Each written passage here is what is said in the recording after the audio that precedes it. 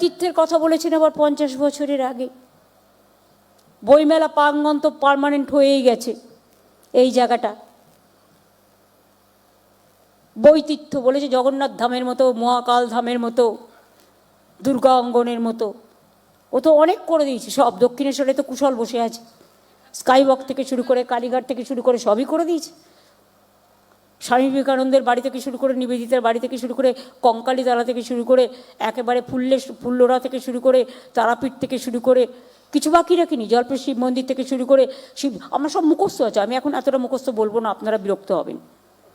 আমি শুধু বলবো আমার শান্তনু এখানে আছে। শান্তনু এদিকে এসো। আমার আইএনসিএরও সেক্রেটারি, প্রিন্সিপাল সেক্রেটারি এবং পাওয়ার ডিপার্টমেন্টেরও একটা বৈচিত্র্য করতে চাইছে, করে দাও। 50 বছরের আগে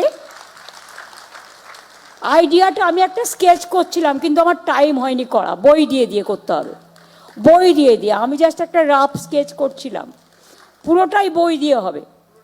বৈচিত্র্য 10 কোটি টাকা আইএনসিএ থেকে আপনাদের কাছে চলে যাবে। এই যে সুধাংশুবাবু আর ত্রিদীপদা, একটা অফিসিয়াল লেটার চাই, কারণ গভর্নমেন্টে তো অডিট করতে হয়। অফিসিয়াল দরখাস্তটা আইএনসিএর কাছে পাঠিয়ে দেবেন, শান্তনুর কাছে। আমার কাছে পাঠানোর দরকার নেই। আমি কথা বলে নিলাম, 10 কোটি টাকা আপনাদের দিয়ে দেবে, আপনারা নিজেদের মতো করে তৈরি করুন। সুতরাং 50 বছরে এসে যেন দেখতে পাই যে আপনারা এটাকে বই প্রাঙ্গণের সাথে একটা বৈচিত্র্যও করে দিয়েছেন।